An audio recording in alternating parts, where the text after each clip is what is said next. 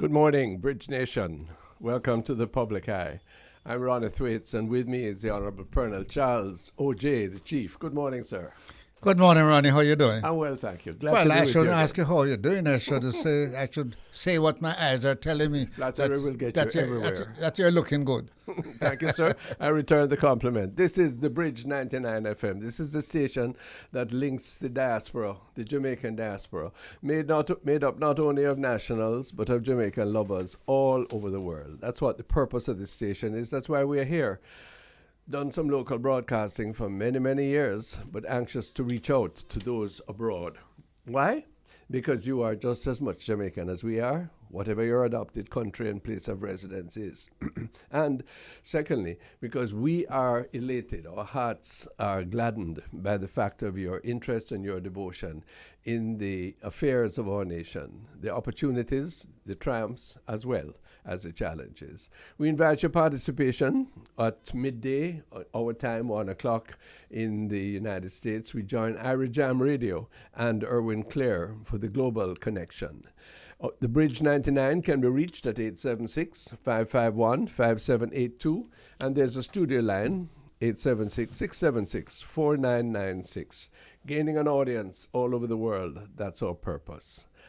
Well, later on this morning, Jeanette Calder, who is well known as the executive of the Jamaica Accountability Meetup portal, joins us. That's a watchdog organization that is interested in the probity and integrity of public affairs. And they're very much in the news now because there's a review of the terms and conditions of the Integrity Act, particularly as it relates to public servants. And as you know, Pearnel Charles and myself both have a history, his longer than mine, of engagement in political life. And so we have to contend with the demands being made by a group of Jamaican non-government organizations, plenty of them, who are asking for more disclosure, more transparency in the affairs of public officials. Is it fair? Well, we'll have to find out. Yesterday, the Minister of Finance, the Honourable Dr. Nigel Clarke, held a press conference. It wasn't expected. It was a surprise because the government is in the midst of a new arrangement with the public sector workers, which will, of course, influence everybody else regarding their wages and conditions. Yes. And Dr. Clarke came to announce, almost to preempt what is going on, by saying that maternity leave is going to be extended from 40 paid days in the public sector to 90, that's 3 months, and that there's going to be paternity leave, the duration and the proof of which has not yet been described or determined, and also adoptive parents. Now, what does it mean, adopted parents? What does that mean? If you and Mrs. Charles adopt a child, Yeah. you can apply for leave, paid leave, while you get that child, while you... Depends on what age. I suppose so. Oh, yes. It will, but in my view, all of that is worthwhile. Because what it does, you tell me if you agree, what it does is build family. Yeah. It allows you to have a child to become parents without the pressure of having to go back to work right away or lose your income. Yes. I mean, I'm a great devotee of breastfeeding. I'm sure you are too. Yes. And if a woman has to go back to work prematurely, then it means that the child will not be breastfed, which is a very important aspect. What do you think? Why did the minister make this statement now? Let me say, it's not new, Ronnie.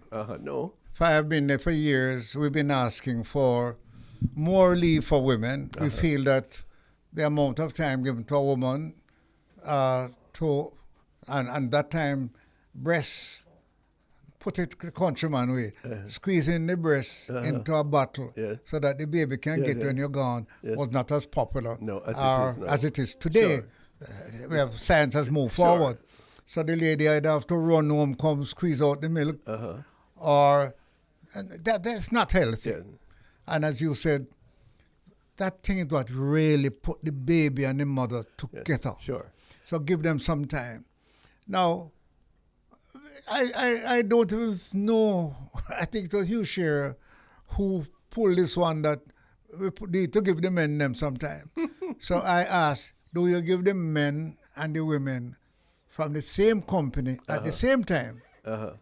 Or you have where a man can stay home and a woman can go to work and a woman stay home. That's a detail.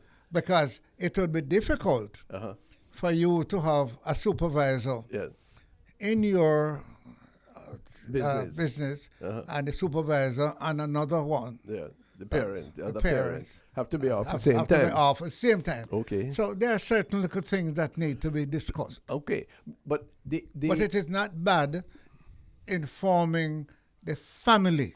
Well, this is the principle I wanted to raise with you, Yes, because what it seems to me is that we are saying with more intensity and more amplitude than before, we are saying that the economy, the arrangements of productivity and work in the society must take into account the development and the sustainability of family life, and that's a good thing. Well, when I made a presentation years ago on the subject, it was that the mother, and much of the time was not married, right? But the father could be identified. So there was a problem. Do you identify an unmarried man as a father and give him the vacation? I said, yes. Still the father? If he's identified, name is on the birth certificate of him. What do you do if he's not there? Me leave the baby with my cousin or my grandma or somebody. No. So we say, well, even if you can't send both of them off at the same time, it would be a good thing to have daddy sometime and mommy sometime for a period. Okay, but tell me now, I'm really reaching out and thinking for our people abroad. Plenty man in Jamaica don't own their picnic. Yeah. So now, how are you going to give paternity leave? Well, plenty men who don't want to picnic now if they're going to get the leave. Ronnie, we have to settle this one before you and I know that my father said we have a whole heap of general in the business. Yes. So a whole heap of man will come and say, a film baby. Yes. And, so no, you have to have the wisdom of Solomon. Yeah, but you as an employer, yes, sir, will have to make a decision. Take some decision based on the information given to you. Plenty fight going pop. Well, I'm not sure. When, if a man comes and says his child, so what two men come? The woman might be glad because a whole heap of man no want to say them. Well, you see, this is want the vacation. So hold on now. The way I'm seeing it is, this is we're doing better now to get the names of fathers on birth certificates. That's correct, and it is coming on. This is what will make it perfect. Yes. If you want the vacation, own the picnic, own the picnic, and go on and after the leave, you still have to support the picnic. And with the new formula, take your name, where the mother can leave the milk, or send the milk. You can feed the child. You feed the child. You're bond with it. And it's a family development. Okay, just before we take the break, I just want to suggest to you that while I support all of this entirely, I think the minister is moving a strategy. The minister does not have the money to offer the public sector workers in Jamaica the kind of increase that the rise in the cost of living, inflation, everything. They are seeking, justifiably. He would accept that. And so what he's doing is he's giving out little back to school, little indigent grant, more leave instead of money. All of these little things, so that people will say, well, I better take the 4%. Because, see, him not doing bad by us. Him give us little something else. How does the senior trade unionist in Jamaica respond to that? But you have answered it. Because whether you give it in bulk or little, cash our it's coming from the budget. Yes. But when you give it in coin, you're not sure it goes in all these little things. It might go to gambling. A little more for school, a little more for this, a little more for that. Don't get away from the fact that it's politics. The minister is a politician. Yes. The minister wants his government is doing better for some. Yes. And he has a right Yes, I mean, don't deny you're that. elected by the people. Right. You have to do something for the people, for them to re-elect you. Yes. You know, Well, some of these people say it's politics. Of course, it's politics. I'm interested in seeing exactly how this works out, but it will be fascinating. Labor relations in the public service going to affect the whole of the economy and the society in Jamaica. Putting it before you, wherever you're listening to the Bridge 99, this is the Public Eye. Pearnel, Charles, and myself. Soon come back. Thanks for being with us on the Bridge 99. This is the Public Eye, Pearnel, Charles, and myself. We're going to be talking with Jeanette Calder in just a moment, but we want to acknowledge, Mr. Charles, that today is a day where we're celebrating our health workers, aren't we? Yes, all workers at all levels. Yes. From those who... From the porter to the surgeon to the nurse to the hospital administrator to the public health official. Whether you drive an ambulance or you push the trolley or you're in That's whatever. And I think it's a good thing for the bridge to say to all workers in the health sector, we appreciate your contribution to the health services of Jamaica, to those who have helped, and we join others in hailing you and ask you to really, really enjoy this day. When we have time later, let's talk about some of the concerns that they have. Yes. Jeanette Calder, welcome. Welcome. Thank you. Hi, how are you? It's always good to be here with you. Well, I think it's my first time with you on this program. On the bridge. This is an interesting thing we're doing, Jeanette. I can't think of two more people with two more differences than Pearnel, Charles, and myself, you know? He's a Rockstone Labourite. I'm a left-wing PNP. I know you're talking to an independent, so that's good. He's a Seventh-day Adventist, and I'm a Roman Catholic. I'm a white man, and the only thing white about him is the half of his head. but we can still we're doing it together because we think we have a message. I don't know if it resonates with you, but that despite all of those ascriptive differences, we are nationalists and we really believe in our country and the people. Well, I hope to bring a message today that will see both you and Pearnel, on the same page where we are, hopefully. What's that message, Jeanette Calder? We've heard you in the press. You want more transparency by public officials. Both of us have served in various capacities before. What are you saying? Well, this is a very rare opportunity for me, because in as much as I have been talking about transparency, anti-corruption strategies as it relates to the Integrity Commissions Act, it's a rare opportunity to talk to two nationalist Jamaicans who were a part of that process. And so, in one sense, sharing with you, but also eager to know what your own views are in terms of where we are. So I would love to share with you what seems to be the majority of the discussion in the public domain, which has to do with what we call the gag clause. It has been called the muzzle clause or the Christie clause.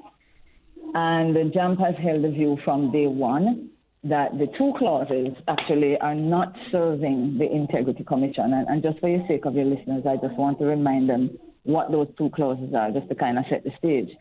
The media and the public have, for the most part, been discussing one gag clause, and JAMP has been trying to share that there are two.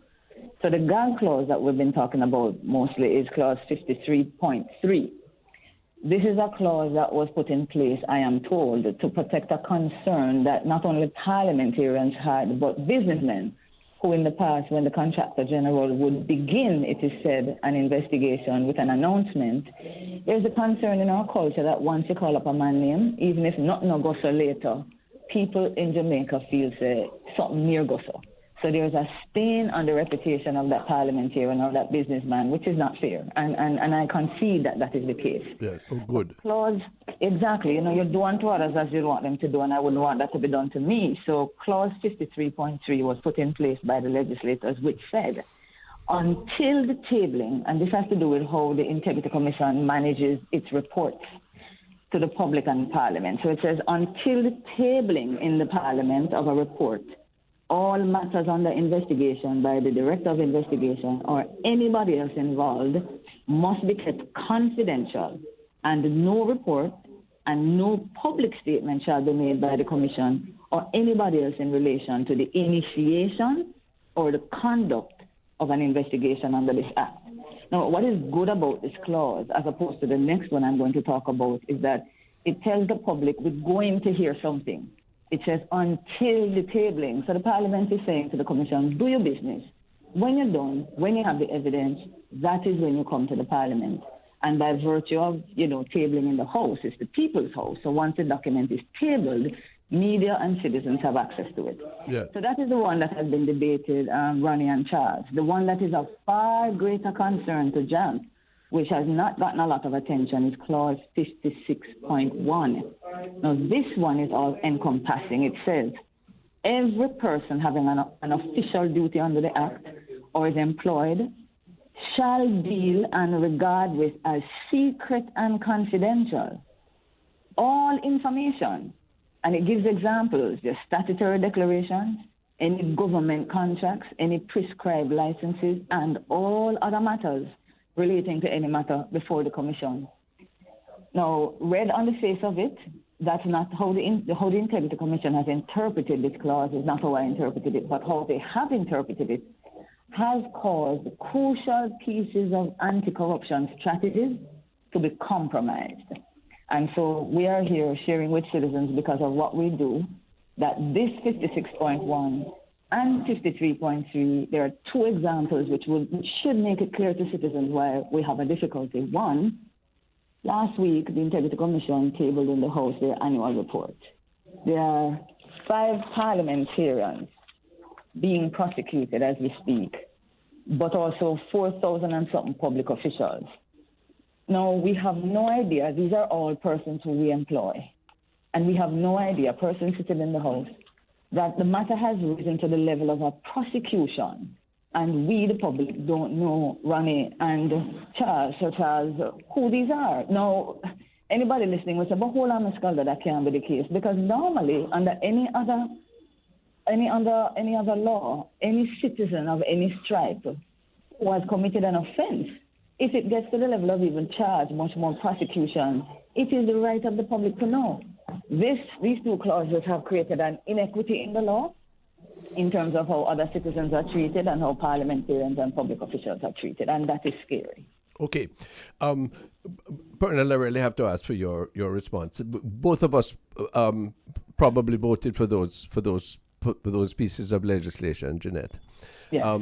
I certainly did with regard to the disclosure of investigations, the first of the gags, of the 2 gags you mentioned, because I personally and others have experienced where somebody says something about you and it no go so, but it is being investigated, it is said, and but by the time it finishes, which usually is a whole long time, true, you are severely prejudiced. Not only you, but your family, your businesses, everything else, over something which turns out to be inconsequential or maybe even malicious, and you can't do a thing about it. I do not believe that a public official, or that transparency demands that public officials should be treated in that way. I agree. Let me add and one. I started right there by saying that is a concern that is legitimate. Yes. But I have another concern that we have aired regarding the extent to which prosecutions and the inequity in the law we're coming to that. That's acceptable. We're coming to that. Pearnel, what is your thought? I fully support what Ronnie has said, and I voted for it because let me say this to you. We know this country. We know the politics of this country. We know how man can make up. They make it up on me. Yeah. Ronnie. And me. A man come to court to tell the judge that 25 of them were in a school and I gave out 24 guns. He leave out himself, you know. Yes. So the judge said, how many you already 25? How much going to give out 24? You never get one, no, sir. And the lawyer said, are you vexed about it? Yes, me vexed about it, sir. Now, understand the point. Understand the point. You can destroy an innocent family, friends, and colleagues. Now, let me just say to her, how long does it take the Integrity Commission to investigate Mr. X and to conclude that they have found in Mr. X some shortcomings and report it to the Parliament? Too long. How long? Too long. The answer is always too long. Always too long. What do you mean? Those are yearly report? Well, but they can report anytime. They have to make a yearly report, but They can report anytime. Integrity Committee can report anytime. Yeah, but what, in my opinion, they should be saying, her committee should be saying, whenever the Integrity Commission finds any person in this, they should immediately advise the Parliament. Yes. Okay. Right? Because, Ronnie, I'm telling you, you cannot, you're a lawyer. There are certain things in court now that you can't say before the judge. The judge decide. You can't. In fact, in the court, you cannot report on certain things in court till the judge decide. Well, there you are. I think the solution is easy, you know. Tell us the solution, Pearnel. The solution is easy. And it's the extent to which it's easy. And for 4 years, we're having this debate that concerns us. Now, let me use an example that members in the diaspora in particular will appreciate, but it is no different for us at home. Sure. When the United States of America was faced with a bit of I'd call it a bit of a crisis. And it should be a crisis if you think that your election process has been compromised by a foreign state. So when America was concerned about the extent to which Russia may or may not have had an undue part in influencing votes, there was an investigation. It wasn't just America who was concerned and North America, including Canada, but the rest of us, because we know how these things impact us. What did we have? We had a Robert Mueller who was heading an investigation. What did he do? He told the world that there is an investigation underway. But we never heard a peep out of that man until somebody was being indicted. So what JAMP is saying is that it is very important for public confidence. We're spending $1.15 billion coming from the taxpayer. We need to be able to hold this entity to account. And when concerns come up in the public domain is one thing, but we also think that we can address a matter that is being investigated, as Mr. Mueller did, without going into the persons that are being investigated. The other reason we think this is important is that every law enforcement body, Crime Stop, Auditor General, MOCA, FID, have told the Jamaican people we cannot crack crime, worse murder, also corruption, if you do not tell us what you know. They cannot do it on their own. So the objectives of the Commission as set out in the Act is prevention of corruption, detection, investigation, and prosecution. And in all of those phases, you need a citizen. But how can the citizen, Sir Charles and Ronnie, contribute, the public officials who know and have information contribute, if they do not know there is an investigation? When we come back from the break, Jeanette Calder, let's look at the reforms of those two sections. We've kind of ventilated on one. The other one, I agree with you, is more serious, more impactful. When we come back, this is The Bridge, this is The Public Eye. Soon come. It's A Bridge, broadcasting to the diaspora on 99 FM, linking with Jamaicans and Jamaican lovers all over the world. This is A Public Eye. The Honorable Pearnel Charles Sr. and myself are the hosts. Our guest is Jeanette Calder of the Jamaica Accountability Meter Portal. Jeanette, tell us about the second gag that you say is more important even to your concerns. Well, the second gag, and I had another member of the media ask me this morning if it operates like a non-disclosure agreement. And I said, well, at least those have some kind of timeline of 20 years or something. But when you have a clause, and if I read it again, I think most of your listeners might say, but hold on, Ms. Calder. Yes. That sounds like something all of we having our own contracts, which is the point. Let me just find it quickly here for you. Section 56.1 says, every person having an official duty under this act or being employed or otherwise concerned in the administration of this act shall regard and deal with as secret and confidential, and it tells you what now, all information, statutory declarations, government contracts, prescribed licenses, and all other matters relating to any matter before the Commission. Now, most of us see a clause like this in our own contracts. I have one. The staff at JAMP has it. And what does it mean? Typically, that while JAMP is researching and doing its internal work, we're not expecting the staff to take those matters into the public domain until the required time. Now, this is exactly a clause that was in, and you both would be familiar with the act called the Parliamentary Integrity of Members Act. Yes. that deals with the statutory declarations, what parliamentarians own and owe and earn from 1973. Yeah. What is interesting, Pearnel and Ronnie, is that this very same clause is in that act, which for 47 years, the people of Jamaica would have been able to know any parliamentarian that has committed an offense under the act. We have transferred the very same clause into the Integrity Commissions Act because, as for your listeners, the Integrity Commission subsumed that previous act into itself, but now it has taken on a different interpretation, which says we will no longer tell you when our parliamentarians and public officials have committed an offense or are being prosecuted, but further to that, because it names government contracts, a wonderful best practice that Jamaica can boast, which Greg Christie put in place in 2006, which is the quarterly contract awards database, where any contract over $500,000 for the last 14 years, the public, the media, other watchdog agencies could see that database to see where public funds are flowing to into the private sector, can no longer have access to that data. Well, How do you fight corruption? No, you can't. And I don't agree with that interpretation. Why have they suddenly become so conservative in their interpretation of that which otherwise and previously was transparent? And that is the question Jamp is putting to the Parliament and to the Commission. Well, the Commission have to answer that because there's no question. The citizen has a right to know how their money is being spent.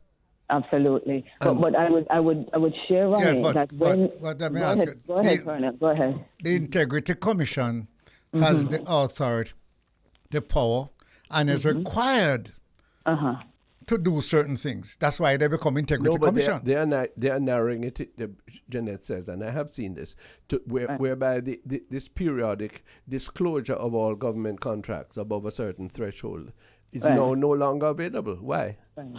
Yeah, but and so they had shared with us that they were asked, so in two annual reports are back, the Integrity Commission indicated that they were asked to provide a legal opinion because for the first 2 years of the commission, they had continued to provide an update. Yes. It was in October of 2020.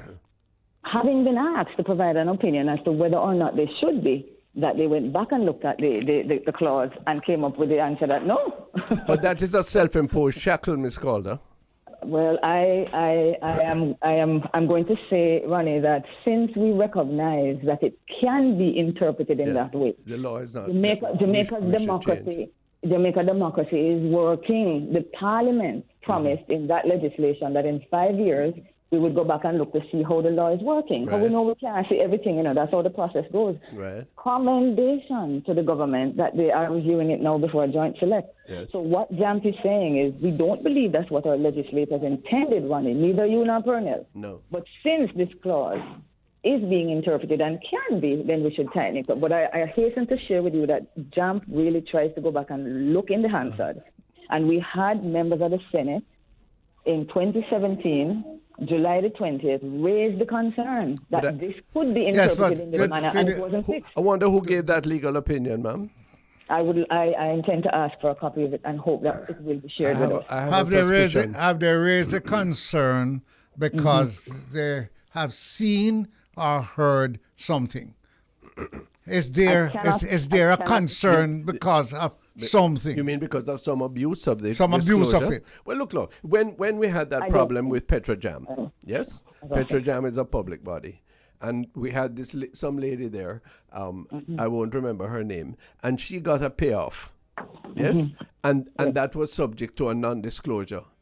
So the Prime Minister told us that is a racket. Petrojam money is public money. And if somebody is being paid off, we have a right to know how much you got. Yes, but that's a different issue. No? Same No. issue, integrity. But anything can be integrity, Raddy. But I'm talking about the Integrity Commission is for a specific set of people. Yeah. Right. Okay. So, but why we have to ask the question you asked, sir, about whether it's in relation to some abuse or some excess? Why not make an option in favor of transparency? Well then. Absolutely. Well, let's do it. Yeah. But you have to go through the millions of people, the thousands of people. But the other thing, not just 63 no, parliamentarians. and that's the point we want to ask your comment on, Jeanette, because it is there's no doubt that you accept a special responsibility when you put yourself up for election and are chosen by the people, and where you have the option of voting on things that are very, very sensitive and material for individuals and the group of the nation. But Mr. Charles can speak for himself. But during my tenure as a minister, I never signed one contract. I never signed one check. I never influenced who got what. So to text it, I'm quite prepared for my assets and liabilities to be made public. Yes, not for voyeurism, but as a accepted invasion of my privacy. Yes, my family and my children are still subject to scrutiny and sometimes to discrimination. You know why, Ms. Calder? Because they are politically connected person. If they go to deal with a bank, yes, these are professionals and people, grown people. You know, they still have to acknowledge that they are politically connected, even though I am no longer a representative. That's a heavy burden to bear, you know. It is, but I want to share with you and your listeners, the first time I was the director of the technical services in the Ministry of Housing. Yes. When the first solicitation came my way, I try and tell people that public sector officers don't have to run it down, you know. It comes at you hard. Comes at you. And I want to share this particular one, which was the first one, to give an understanding as to why we still have to do it despite the invasion. I was coming in from a site visit in St. and I got a call from a developer in St. Catherine, and he asked me to stop by the site. I said, sure, perfect day for it. Long story cut short, when I got there, he asked my staff to move ahead without me, and he would take me into town. On my way into Kingston, thinking it was small talk, he let me know that he put on a lot for me, Ronnie. I said, you put on a what? A lot. He said, yeah, Ms. Calder, I make sure I put on a lot for you. You know, a lot, because he did a service lot development, and he had put down one. He reserved one as a gift, a sign of appreciation. Okay. So this is the first time it was happening to me, so I was rather taken aback by it. So I was protesting as diplomatically as I could when he thought it's because I didn't understand how it worked. So he proceeded to tell me, Ronnie. Yeah, so he proceeded to explain to me, oh, Miss Calder, what you need to do, man, is just take the lot and you put it in a cousin name. Make sure it's your one cousin you trust, because once you go in on their name, you can't get it back. And then listen to what he told me. Then you wait 12 months after you left government, and then you can take back the lot. Why did he say that?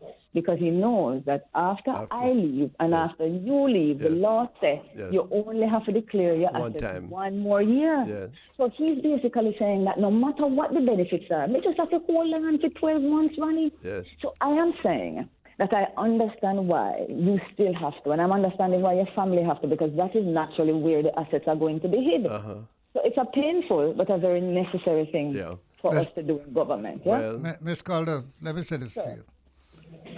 I have been in Parliament 51 years. Yes, sir. Right? Parliament and the Senate and the Parish Council. As Ronnie has said, I was given a permanent secretary. I didn't choose.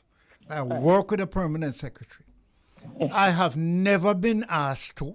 I have never requested to sign a contract. I have never been asked to tell the permanent secretary who to hire. And I've been there. So I don't know how some politicians, it is being alleged, sign check. Pearnel, no, hold on. I get into what the point. Yes. It is not. What about the other non-elected people who are above the politicians in these jobs? What about them? There are no. I don't hear. I don't know who you report to, but it look like an attack on me, who the people have elected and sent to Parliament to represent them. Those who are there, who I went to see there and are still there after I am gone, right? Yeah. And they can lose election, you know, because whoever win, they say, welcome. It is not an attack, Pearnel. What it is a strategy. The simple fact of the matter is that it is our parliamentarians who we have elected that make the policies, the laws, the rules, and the regulations. If you were to set an example of the parliamentarian to say, not even if you're an MP, you're going to get away with grand larceny from the coffers of Jamaica, then I would imagine that would send a clear-cut message to all the public servants who are involved that they're not going to get away either. Certainly, if you make the laws, you are being called to a higher standard. And I don't think that there are any member of parliament who would disagree with that. So that is why we start with our MPs as our leaders, and we move on to the public officials. But you take my advice. Yes, go ahead. Take my advice. Some of these people that you are not attacking or you are not identifying, them run the stuff. I can't identify them not the politician who just come in. No, but them run stuff. But we are elected. Yeah, but Pearnel, we have a responsibility. We have a responsibility to deal with them. As the leader. But Ronnie. No, it's true, you know. Hold on now. Try deal with them, no, Ronnie. No. We tie our own hand. You try to deal with them. I won't. When a person has under the civil service rules, under the permanent appointment, I've never had a permanent job in my life. Yes, all of these things tie the hands of a person, and also if you are a people's representative and you want to get certain things done, yes, you can be stonewalled and stopped by people if you try and say, listen, I want you to behave in a different way, or not to expect this or do that. So there are constraints, but I think we are still on good ground to say to people like the Accountability Portal, like the civil society groups, that look here now, this concentration, principally or only on political representatives, is it's not misplaced, but it is inadequate. Let me add one point to it. These people are the one that you have to tell. Don't make the politician do it, and if you do it, you have a responsibility. You know why I'm not impressed with that approach? Because even you're not saying nothing about them. Before it even gets to us as citizens, engaging and demanding an accountability, it is the job of the parliamentarians. For example, I'm sure you have served on the oversight committees of the Public Accounts Committee. To what extent are our parliamentarians really doing their job to hold the public officials to account? You're talking. When, Ronnie, exactly. When, for example, Jump has been saying to the parliament, 16 years now, the MPs that sit on these two committees faithfully provide all their recommendations in a small annual report as the areas that need to be plugged. And 16 years, not once has that report been tabled in the House for the Parliament to hold public officials to account. And that guilty as charged. And there's another aspect of it too. About half of the amount in the budget is spent on public bodies and public companies, Pearnel. You know, you presided as Speaker over the fact that many of these bodies spending hundreds of millions, indeed billions a year, are cavalier about their annual reports that come to us. Sometimes it is 3, 5, 7 years. I rose in Parliament and suggested during Bruce Golding's premiership that if you were more than 3 months late with your reports, you don't get any more money. And in any event, even when the reports are filed on time or out of time, all a politician do is, or most of parliamentarians do, is to put it leave it on the desk. You never look on it. That's what I was about to. So we are in dereliction of our duty, and we have to take the slack for that. All of this thing about reports coming from committee, they have never been debated. But they've never examined. No, right now. And so they're 5, 6 years old. Hold on, no, right now. That's the fault. That's the fault of our class. Right now, you know, Jeanette, we don't even get the printed report. You're told, if you want to see it, you go on the website. Sir Thwaites, let me give you one more example. Between September 20, when you recall, the opposition were removed from about four or so oversight committees because they were not sitting. I can tell you up until now, even though that it has been returned to the government members, even though it was Bruce himself who insisted that it should be the opposition chairing, we have seen absolutely no difference. Now, let me share with you one other piece of fact. JAMP had looked at from September when that happened, 2020, to September 2021. One committee sat, 294 reports provided to the parliamentarians, which is their job to read and provide oversight of the public officials, and how many? Not one. I'll give you one more example. There are 6 commissions of the parliament that have to deal with accountability. When I ask the parliament, so where do these reports go? The answer is nobody is assigned it to them. So when Charles said to me, Sir Pearnel, you said to me, Jeanette, hold the public officials to account. Our point is that the parliamentarians and the elected representatives are paid first and foremost to do that. And as Ronnie is being honest enough to say, we've been derelict. So we're depending on you and Sir Ronnie Thwaites to help us with your colleagues in the House to say, no, man, we have to do better than this. The only thing I wanted to say before I go, because I don't know how much time I have left, is I want to reassure yourself and your listeners that the problems that we are having now, these clauses that are blocking information and compromising investigation, these matters were discussed in the House, and there are parliamentarians who recognized that these were the risks that would prevail. But notwithstanding flagging those concerns, they were passed. And I want to share with the public that we have at least 2 members in the House who are now currently of the view that we should be getting reports on what is being investigated. Mr. Chuck said in October 2021 that, nothing is wrong with your reporting the Parliament that any allegation, frivolous allegation, is now under investigation. So on a monthly basis, you must tell the Parliament what matters you have initiated in the last month. And if you table at the beginning of every month, then it would clear up any doubts that you're not doing anything. And he referred to section 36.3, which says that the Commission can submit a report relating to any particular matter, which in the opinion of the Commission requires the special attention of Parliament. Now, as former legislators, you will agree that that wasn't intended for a monthly submission. So what JAMP is asking is, since we have parliamentarians both during the discussion of the Act and now, including from the opposition side, Member Robinson, who said in October, the Commission should be in a position to indicate that they have initiated an investigation. And the only other thing that they should say publicly is the time frame for the completion. That's very important. It is important for public confidence that people know and their concerns are being addressed. And for the protection of the person who is hung out to dry. And we had no members of the Oversight Committee, Sir Charles, Sir Ronnie, who dissented and disagreed. So JAMP is humbly suggesting that we should really strengthen this act so that we can get on the road to combating corruption and improve the lives of the people of Jamaica. I think you are supported, I gather, or joined by a number of other groups. Absolutely. The Advocacy Network, the National Integrity Action, the Institute of Law and Economics, and some parliamentarians in the House. I know I have Ronnie and Charles who is on the same page with me, I hope. My reservation is that I think that you should work closer with the Integrity Commission.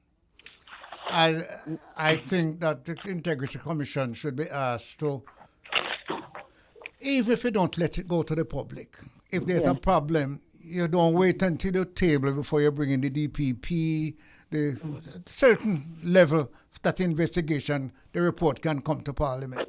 But I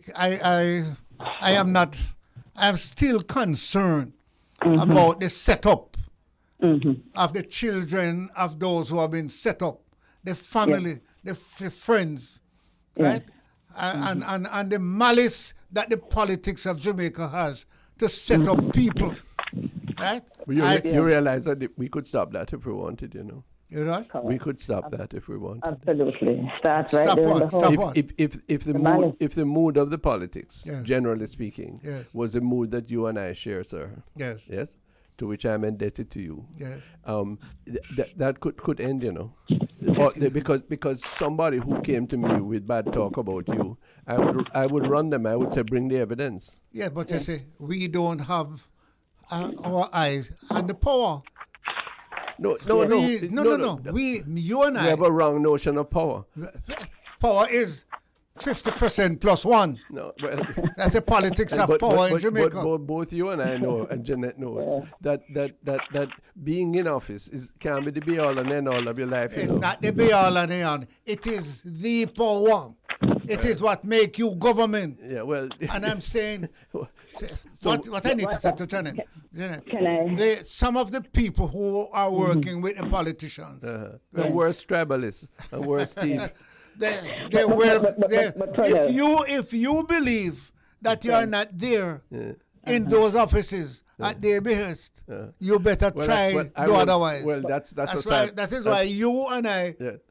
Well, that's why we that's very sad. Jeanette, you say. Well, Ronnie, can I just share and endorse what you have just said? Because when the hue and cry has come out and continues to come out about how the former contractor general behaved, and that's the justification for this lack of transparency, what they did was to go back into the annals of their 2010 report.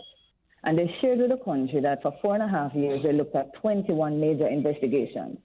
8 of those 21, the allegations came from where? The parliamentarians and the politicians. The other 8, they said, came from the media, and the balance, if I do my math right, 16 from 21, 5 came from the contractor general. And the point that was being made there is that if the politicians, if our parliamentarians are saying we are concerned about our reputation, then they should be concerned about their colleagues. And so they themselves should hold themselves to account first rather than pointing fingers at the entity who, of the 21, had brought the least amount into the public space. And there's an argument why Ronnie is saying it starts with us. And I really appreciate it. And the last thing I cannot forget to say, here we have a situation where a former member of parliament had been under investigation by the Integrity Commission. The findings were adverse. The Parliament of Jamaica is to get a report. And that former parliamentarian blocks the ability of the Integrity Commission to allow our parliamentarians to do their duty. Now, for a couple of years now, Mr. Ian Hales has had a matter that should have gone to the Parliament for review. But he didn't block it. The court supported him.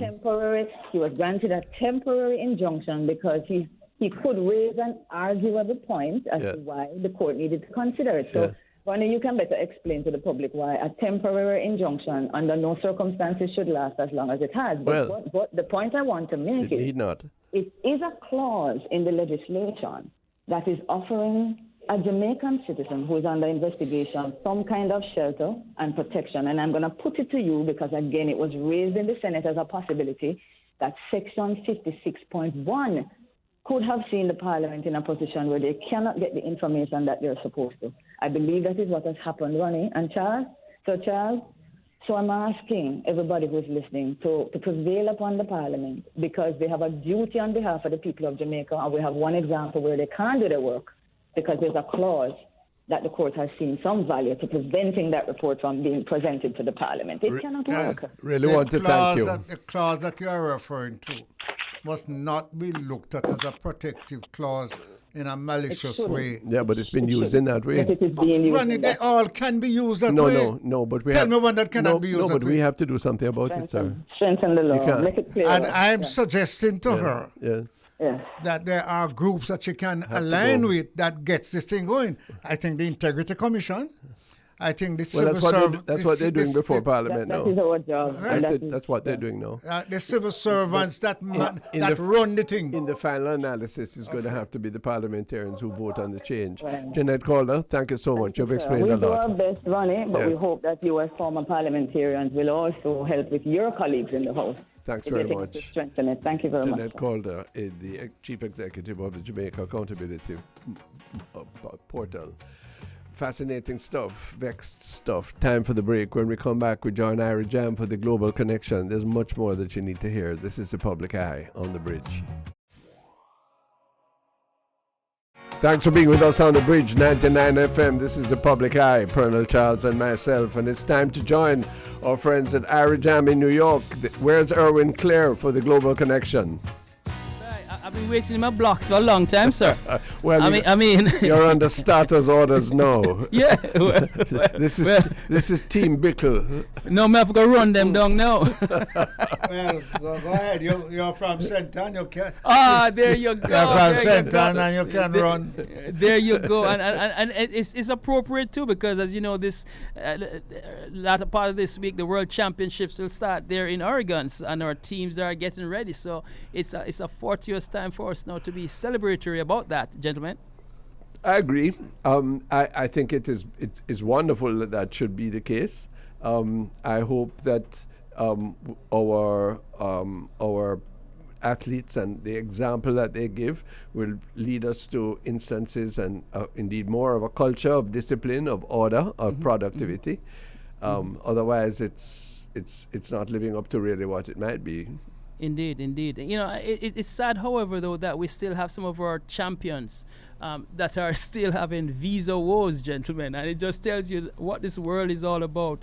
That to enter the United States, yes, you must have a visa and meet certain criteria. And we understand that a couple of our athletes are still having such challenges. And it's quite unfortunate. No, I'm not defending that at all. But isn't that provoked by the fact that there are many, or not many, but there have been instances, at least, that athletes have got visas to go and then you can't find them to come back?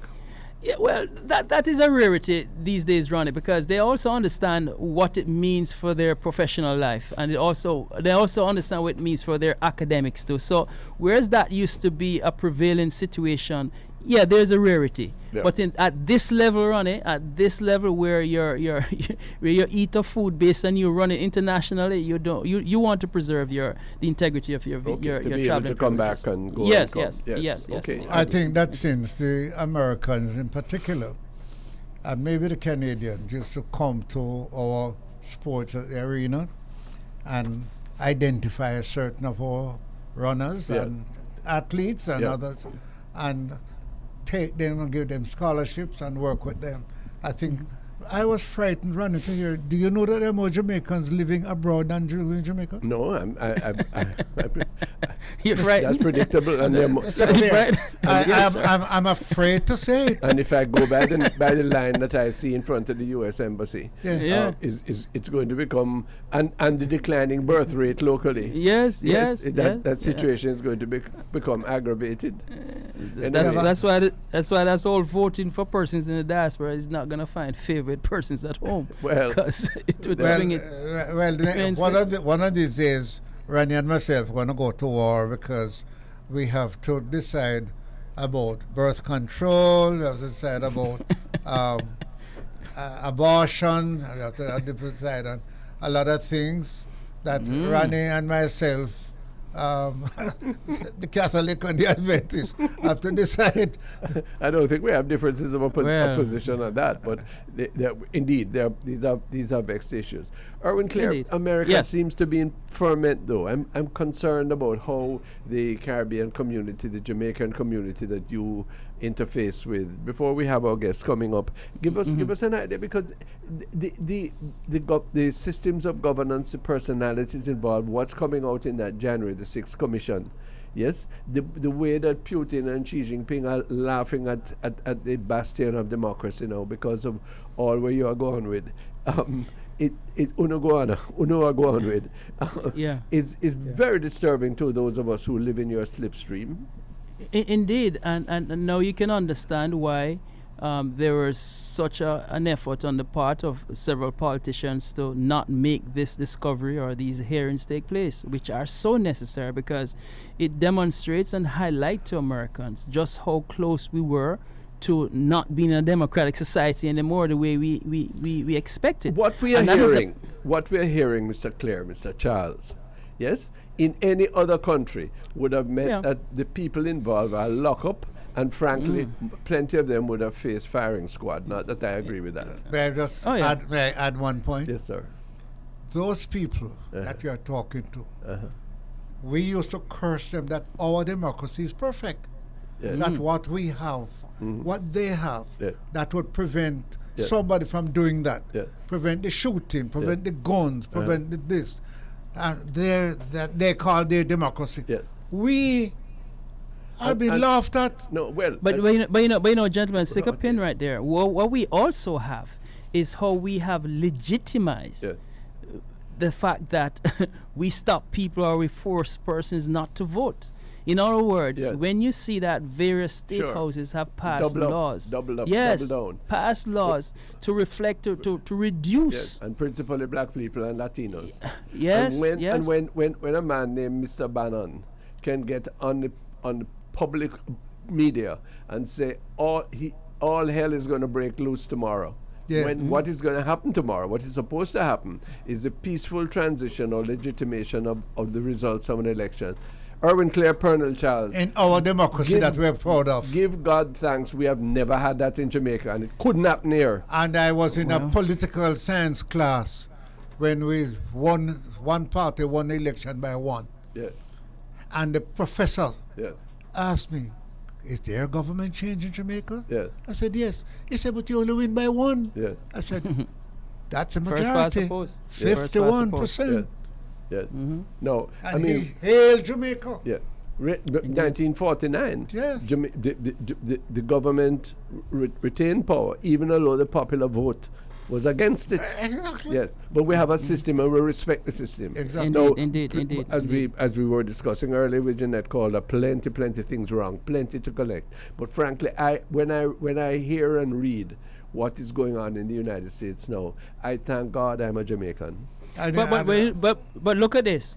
A state that where so many Jamaican resides right now, Florida. When you see what is taking place there, where the governor has put in place the individuals who can not only secure him winning, but at the same token provide continued voter suppression right there in Florida. Yeah. Let's not kid ourselves. Yeah. You know, and it's all legitimate. Yeah. So if people don't realize the ammunition that they have to counteract this is for them to get up off their hinds and go out and vote, because the system is set up for them not to. Well, for and me, if they adhere to that, then it will be their demise. For me, it is worse and more desperate when people who claim to be Christian are in support of that kind of restriction, of diminution of the liberty that comes from being sons and daughters of God. Roddy, let me remind you of something, and I hold please. Mr. Clare.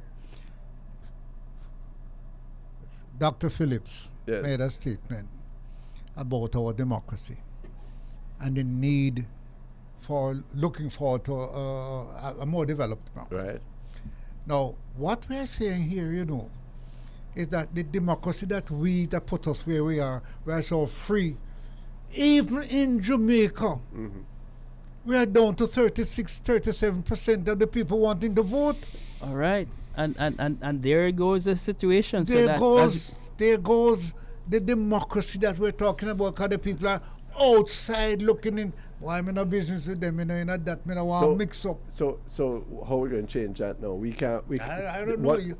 You are an architect of saying there is a conscience that people will one day come. I believe two things. One, there has to be a clear revival of the national spirit and the conscience that Pearnel speaks about. You have to have principles. You have to live and govern with some kind of philosophy, some ideology in mind. And secondly, this system where one side, one tendency, take everything to the diminution and detriment of the other. Irwine Clare. Yes, whether it is America or Westminster we borrowed from, it no fit. It now work. Indeed. And that is why when we celebrate 60 years this year, we must now reflect on where we are as a democracy and what are the safeguards are we going to put in place as we now look at the next 60 years, because the conditionalities that exist in the last 60 years are rapidly changing. So, it cannot be the same way going forth. We now have to think not only outside the box, as if there's no box, as it relates to how we strengthen our democracy. Because if we don't do that and act in a laissez-faire way, then we could end up in situations that we're experiencing elsewhere in the world. And let me show in the last point from my side. Let us also be proud of what we have preserved. Yes. Let us also be proud of where we are. Because we have been living in the middle of the fire. Every angle you turn. And I said this some time ago, that unless something happens in Jamaica that is against certain portion of our population, they don't come forward. They don't come forward. Well, that's they what my father said about them sit down in them saddle and make you go. But we hope that what is happening now, what we're seeing, It can happen there too. Well, Indeed. but how does the Caribbean community react? Are they largely Democrats? I don't think so. They are largely Democrats. They're large.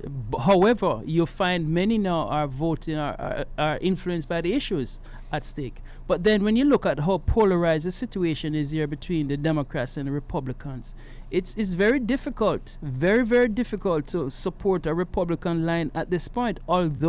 Although economically we're having some challenges here, and it indicates that in the midterm elections, when such is the case, that the House and the Senate flips, which is the tendency to take place. These are very trying times, unique times, But because there's so many contradictions to what's taking place. I have two questions for you. From your standpoint, we'll take the break and you answer them. But from your standpoint, with all that is coming out about January the 6th, 2020, 21, can Mr. Trump ever really hope to run again? One. And two, unconnected differently, with the kind of inflation that you have, with the kind of economic asperity which all circumstances are bringing, are Jamaicans, Caribbean people going to have the kind of money to send home that they have in the past? But whether you have To answer the last one, yes, we will. you have the answer. Well, yes, we will. I'm not sure. When we come back from the break, let's do more. We're with Irwine Clare on the global connection between Irie Jam and Bridge 99. This is the Public Eye. Soon come. Ready for the baton? The question. Yes, the question asked. Yes. The whole situation as to whether or not the whole situation economically taking place here in the United States, how that impact Jamaicans in their sent home of remittances. Yeah. Well, one of the things we do know is that, and don't ask me to explain this, we defy economic logic. It gets harder, we find ways to make it happen. Many of our Jamaican nationals are entrepreneurs and they're self-employed. So you find that as the challenges rises here in the United States, they find ways to protect themselves and safeguard themselves and maintain their obligations and responsibilities in Jamaica. And so, it's a challenge, gentlemen and our listeners, but Jamaicans, I'll tell you this, we step up to the cause every time. Well, that's tremendous. And that's our basis of existence. That is the grace of God working. I must tell you that the remittance figures are softening. Yes. Not catastrophically, but when one sees the difficult times and the rate of inflation in America, it's cause for concern. You say, "Oops."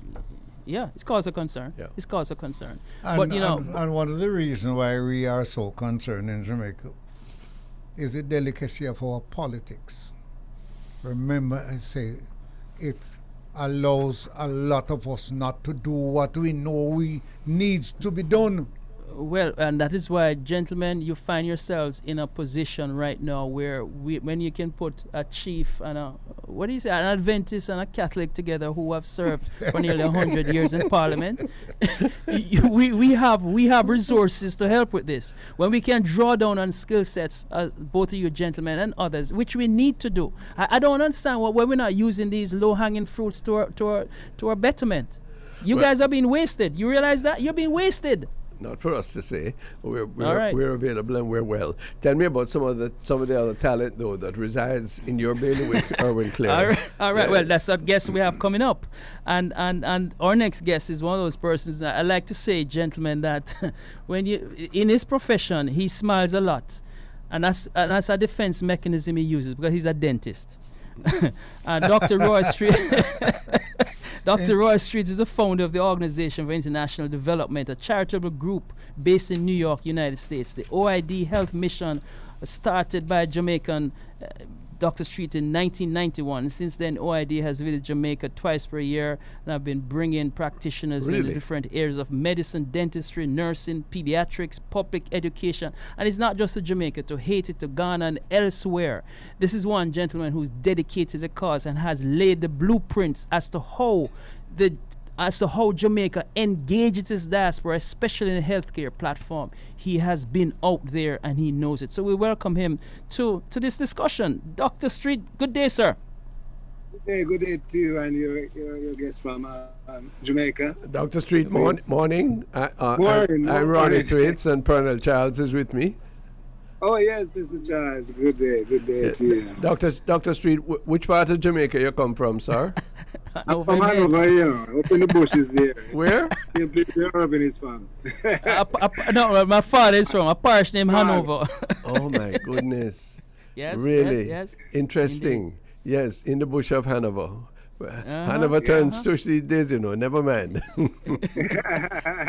but Ronnie and Mr. Charles, one of the things that Dr. Streete and his group, and remember these are all volunteers. These are all volunteer healthcare professionals who, when they make these missions to Jamaica, what they're doing is that they're harvesting themselves the products, the medicines, the wheelchairs, the beds. They pay their way down. They pay for themselves when they're down there, and they do everything. This is not something where we rely on. We rely on Jamaica for certain infrastructural support, but as it relates to the resources coming in and sourcing them, this is what these organizations do. Dr. Streete, tell us about your story. How you reach from Hanover to there, and why you do what you do. I had some relatives here in New York back when I was a teenager, so I migrated here and I went to college. I went to Rossi's, as a matter of fact. Great, the great Rossi's, yes, man. The great Rossi's, yeah. Yes. And so I went to undergrad here in New York, and then I went to Howard University, did my dentistry, and then I started the organization, as Irwine said, and we've been traveling to Jamaica for the last over 30 years now, providing the care that he has indicated. Who was your principal at Rossi's? Mr. Newport. Mr. Okay. Newport and then Mr. White. Yeah. Yes, indeed, got you. And so, but some spirit must have been stirred in you that means that you put together all of this effort to give back to Jamaica. Talk to us more. What's the feeling? Well, I probably got my inspiration from my parents because as far as healthcare goes, I always see them as helping out folks who couldn't afford to go to the doctor. They would come to the house and say, they have someone that needs some money to go to the doctor, and they would give them the money and do that. So in my, I told myself, once I get to this level where I could help, I was gonna, this is what I guess I was cut out to do. And so, I got a group of my, colleagues in the first back in 1990 in dentistry, and we came back to Hanover, as a matter of fact. And then from then, we've been, we've joined up with other professionals, as Irwine indicated, and we've been going all over Jamaica, providing care for the population that really have difficulty, getting these services, as Irwine suggested. What has been the response that you have felt over the years? Has it been hard to sustain the response both from your colleagues who join in this philanthropic venture, Dr. Streete, but also from the communities that you visit? Oh, we have great response from the community, and then the government itself. I mean, because we have to go through their the system to get to get the okay to come and work, going through customs and all that. So we've been having, we've had good response from everybody, and people are really happy for us to come in anyway. And so we have actually moved from primary care now. We have a program where we're doing with the university with open heart surgery, and we take a group there. We've been doing it for the last 2 years. So we have to say kudos and thanks to Dr. Sonny Stevenson and his team there at UWI, who has enabled us to conduct such a mission. Good. Ronnie and Mr. Charles, one of the things here, when we look at especially where we are in healthcare in Jamaica, and we saw recently that our Minister of Health and Wellness made a foray into the diaspora and really got support from many healthcare professionals here to do some stuff in Jamaica. It tells us too just about the interest that lies here. But of more importance, though, is that groups such as OID, and there are several others, gentlemen, who are providing these services, that there is really a need to really look closer to those groups and see how best we can effectually utilize them to even meet some of these challenges that are in Jamaica right now. Because I saw recently where the head of the Nurses Association is having a pushback on this new project called CARE that the ministry is launching with the diaspora healthcare officials. So, these are some things that we really need to look at and see how we can build out. Well, I agree with you, but I'm anxious that we don't think that, well, we welcome every overseas input, but the idea of bringing people back to work and then send them for a while and vacation, that needs some explanation and some thinking. Yes, Dr. Streete, I'm really anxious to know though, what do you see as the challenges of our healthcare system because of this intervention you've been making? We're training bands of doctors. We spend commensurate amounts on the healthcare system, but still we have the need of services like those that you are kindly offering.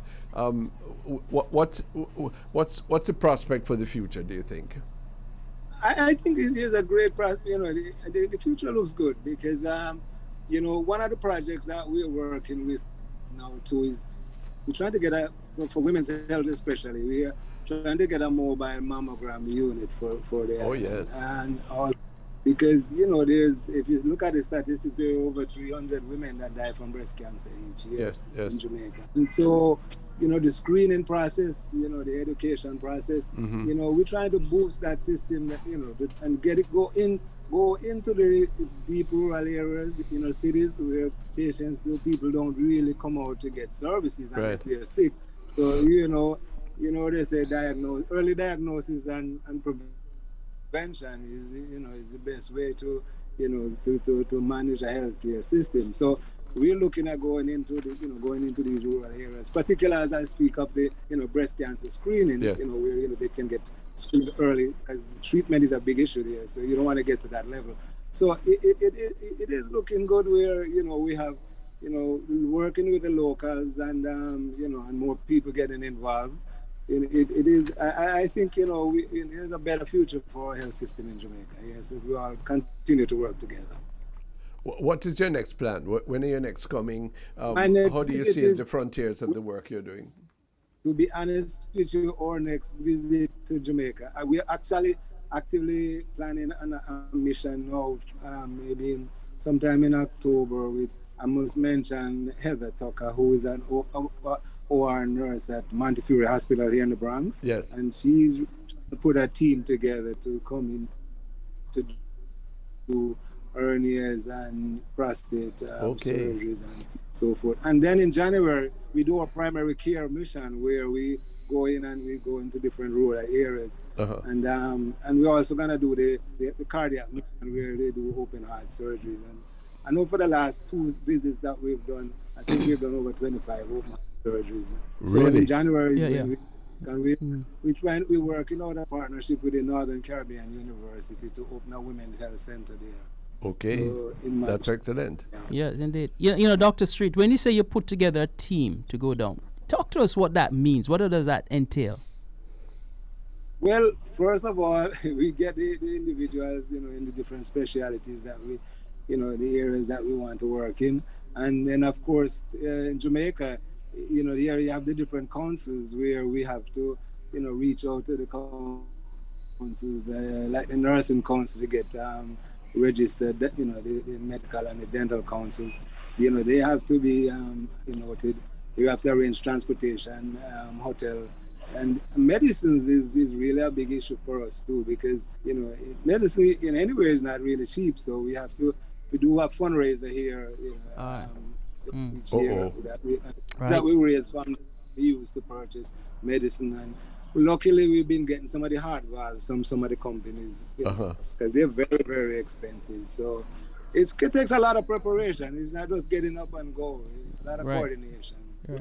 But we have some very efficient people working with us. This is the kind of linkage that we want, isn't it, Mr. Charles? Yes, and it's exciting to hear. It is. And they get there on the ground, and I want to, as Dr. Streete, to really, really encourage the team of professionals who close down their office and some set their focus on certain areas of Jamaica. Yes. We're very fortunate. Yes.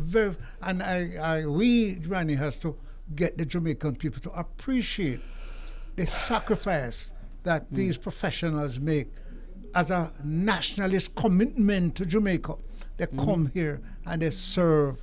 And it's as if they're not looking at anything. They just want to. All right. Okay. And asking for anything, they bring everything.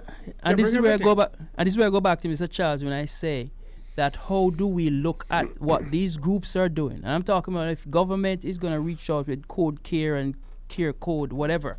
How do they look at what is already in place and build on it? That's what I'm talking about. Yeah. Because these guys understand the landscape. They know what they do day in and day out. But there are opportunities to build on it and to reach some of the targets that government and people of Jamaica are hoping to achieve through these processes. So before we take the break, I want to ask Dr. Streete, is there any training component in your activity, Doctor? Dr. Streete? Did we lose him? I think we lost him. What a Yes. Oh, he's there. Okay. As you speak, can you hear? I'm here. Yeah, I'm asking, is there any training component in your operation? Wonder if he's hearing me. Sure. As a matter of fact, but speaking of the cardiac. Yes. We're freezing up. Yeah, we have a problem. Why don't we take the break now and let us clear this up and come back to him shortly, gentlemen? That's a good thing on the bridge. This is the Public Eyes. Soon come. Thanks for being with us on the Public Eye. It's the Bridge 99 linking with Irie Jam in New York. It's a global connection. Where are you, Irwine Clare? Are you there? Yes, we are. And we're talking with Dr. Streete. We're understanding and appreciating and cherishing the linkage, the kind of solidarity that Jamaicans, wherever they are, have for their homeland. Indeed. And before we go back to him, just want to remind our listeners too, and all his clients up there, especially in the Northeast Bronx, that he is indeed the dentist that smiles whilst he does the rest of his work. To your demise. So, welcome back, sir. Yeah, man. Okay, I'm here. I was asking you if there's training. Yeah. Yes, I got your question.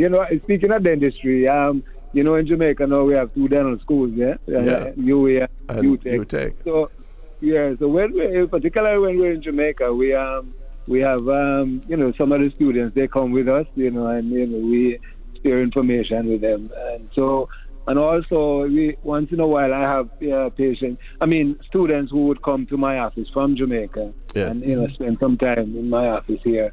As far as the cardiac program goes, yes, the interns would come in and they would actually, the surgeons that are working with us, they observe them. And we are also working with Northern Caribbean University, where we put in a program together now for women's health. We're working with them to put that together. So there's always a training component of our mission. Yes. Mm-hmm. But that's very important. Dr. Streete, indeed. I have to show off a little, because my daughter is also a dental surgeon. Yes. And a member of parliament, and a graduate of NCU too.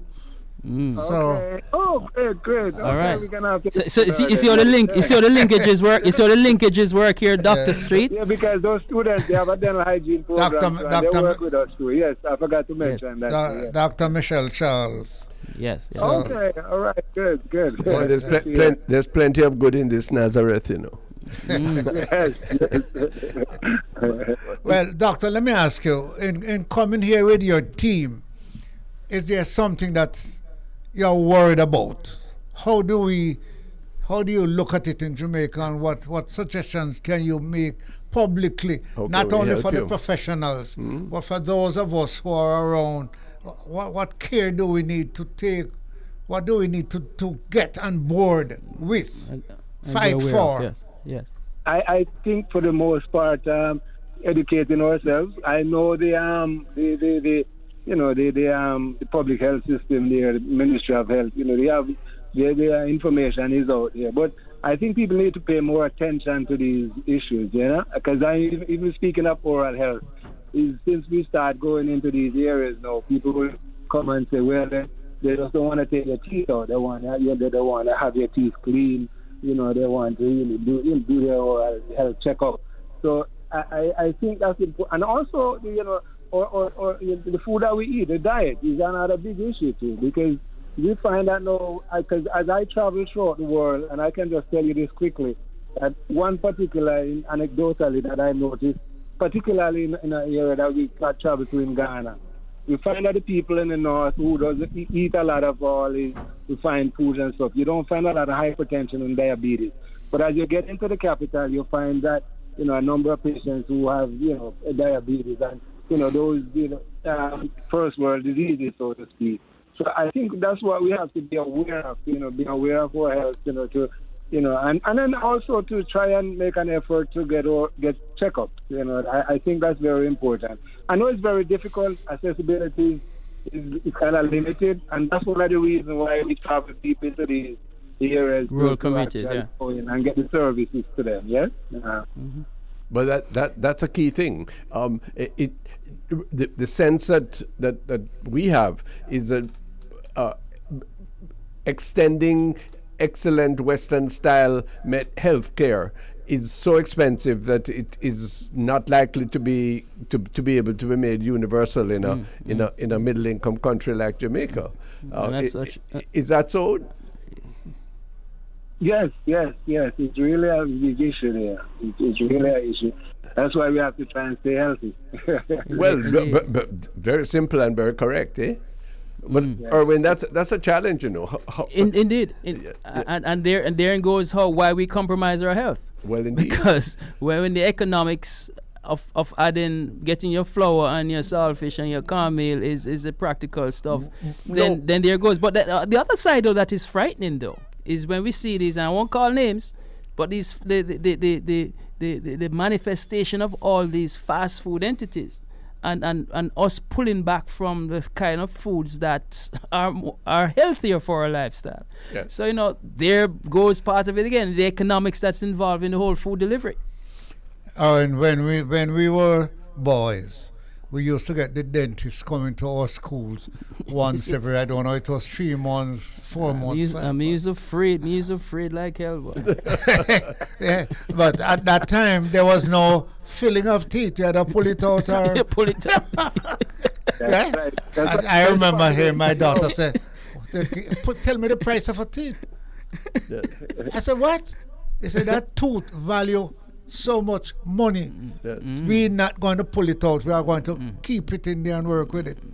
But I think that the dentist part of the children in the schools is something that we really need to keep an eye on. Well, let me ask Dr. Streete, what is his impression of the standard of dental care in Jamaica? Third world, second world? I would say in between, depending on the location that you are, because yes. Those who have more access to oral health care in Jamaica, their dentition is not as poor, but those who don't have it is really and then also what I find over the years, and again it goes back to education, the places that we've been continuously visiting and revisiting, the children in those neighborhoods, they have good oral health. But yes, for places where we just visit, like for the first time or so, it's really a big issue. So education again is the key. So that's one of the big areas that we try to push to get into the schools to do as much as we can in the schools. Yeah? No, that's excellent. I did not know that. That's critical to know, and that's a kind of partnership that we need. Indeed. And hopefully you can sustain, eh? Sure, yes. We're trying to get the youngsters involved so they can carry on. That's the whole thing. Yes. To add to that, one of the things that these health missions also do as well, gentlemen, is that it opens up opportunities for many professionals in the diaspora to know establishing businesses in Jamaica. One that jumps out at me right now, coming from the neck of the woods where Dr. Streete is Dr. Thwaites Williams, who has now a practice in Jamaica and is now giving back to his roots where he's from, and there are many others who are doing the same. So these health missions serves purposes as well to provide services from an entrepreneurial perspective, and that is good. A few moments we have left. I just want to have Dr. Streete give us the opportunity to share with us some of the groups that have supported him, because I know one group that jumps out at me right away is the Vincent Osang Family Foundation. Talk to us about that, Dr. Streete. Oh yes, that's a big. He has been very helpful with us. As a matter of fact, we do have a mobile van in Jamaica that we have had from 2006 that he has bought for us, and we keep it there. And we mainly use it for dentistry now, and some medical areas. And so we're looking forward to getting this mobile mammogram one. Oh, great! This time. Yes, so and then also the other groups that are go down with doing the same thing. Dr. Dixon, I know he's working on some ambulance here for Jamaica. Jaja Foundation, yes. From the diaspora, Jaja Foundation, and Claudia from the diaspora. They're always trying to open up avenues to work with them. I know they were in Savlamar during the COVID time too. Claudia and the diaspora team from here. And Dr. Robert Clark, yes, as well. Yes. Dr. Clark, yes, they took a team there for a whole week and they rotated. So yes, we there's a lot of groups that are going on. One of the things that we are trying our best to do is to try to coordinate our efforts. Yeah, and that's one of our shortcomings. Yeah, and I go back. Yes, yes. And I go back to the whole role of the Ministry of Health, especially now when they're rolling out Code Care. These are opportunities that they must look at. But gentlemen, we're just about to wrap there. Yes, it is. For Dr. Streete. Dr. Streete, we just want to say thank you, sir, and really grateful for for the fact that we are one people, and just encouraging you to continue with your good work. Do not weary. Thank you very much. And I must say that I did meet you because we have an educational component. No, I'm figuring. No, I'm connecting. Thanks again. Thank you very much, Doc. Thank you very much. All the best. All the best. Irwin, isn't that nice? Yeah, man. You know, one of the things there that is spoken of about a lot here on the ground is that there are many people in the diaspora who come down to Jamaica for dental care. Yeah, because of the Jamaica. Yes, because the quality of the superior, and the price. Quality and the price. Yeah. And that is why I'm saying that when you have these opportunities where you're being fed lemons, make lemonade. Yeah, man. It's another aspect of building out your economy. Yeah. And so there are benefits from these medical. Just a word to your audience, particularly. The Ministry of Health announced that there are some 5,000 postponed elective surgeries. You would have heard that. No. Oh yes, and that was part of the whole situation around Project Code Care. Yeah. But again, though, it seems problematic because if folks at home are uneasy about the forays, I would have imagined that the Nurses Association would have been part of this whole outreach to the diaspora, so there'd be a collective approach to this whole situation. Well, because we're hearing that some folks will get vacation and all that out of it. I can just imagine how displeased the nurse who works 15 hours a day when they hear that. Well, yeah. So we don't want to kill the idea. We don't want to kill anything that can A, connect us, and B, can offer some help to people who are in need. But at the same time, we have to ask that the rough edges be rubbed out. Indeed. And there are opportunities for that, because within that, again, like I said, look at what has happened. The Dwight Williams of the world and many others are establishing businesses. Yes. That's good. And well, it helps sir, to build out the health. With all of the contradictions in your society, we remain bonded, and we're grateful for your company and for the generosity of spirit that still inhabits and infects thousands and thousands of Caribbean and Jamaican people in the tri-state area and beyond. Without a doubt. And I just want to say before you gentlemen go is that excitement, of course, abounds. The reggae girls are going to the World Cup. And why it is so excited for us is that is the contribution of the diaspora to that team. you know, and let us understand this is where we have Jamaicans abroad, their children playing for Jamaica. Jamaica. Pearnel Charles has a story, you know. I know, and that's why I'm bringing up to give him the plug. Why do you guys allow me to be saying such nice things about myself? that my granddaughter is a member of the team. Yes, I know. We know. My granddaughter. Good. Kayla McCoy. That's great. Well, so you're living vicariously through her because absolutely. Kicking ball, football was never your fit, right? Well, no. All of them. There you go. All right. Irwine Clare, blessings Thank and you very peace much. till next time. Happy to All the join best. with you on the Global Connection with Irie Jam in New York. There And you have it. There you have it. That's a very constructive program, I think, sir. It's a very constructive program, particularly the fact that the contribution of our Jamaicans abroad, including Irwine Clare, you know. Yes, sure. And I hope we continue to appreciate it. I hope we do. But let me go ahead. Let me ask you again. We have to remember the world champs that are starting in Oregon and keep going on that. And as far as the women's football are concerned, surely the time has come now where the level of support for the women's team is at least equal to that for the men's team. Certainly, if not more, because it's we haven't gone out into the deep rural areas to find some of the footballers, like we have found some of the runners. Yeah. I mean, we have some people running in Jamaica. Boy. I mean, I remember Mr. Siaga say, Jamaica is not even a third of some of the states. No, where America can find one footballer in 50 states. Sure. I mean, we have to find them in a little Jamaica that is not even 1/3 the size of one of the states. And time has elapsed on us. But thanks to all of the public eye, BridgeNation callers and listeners for tuning into the Bridge 99 FM and Irie Jam Radio. Thanks to producer LaFane Wigan, technical operators Jeffrey Brown, and the entire production team here at the Bridge 99 FM.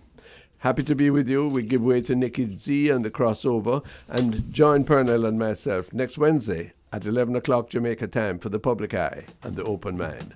Till then, many blessings and take care.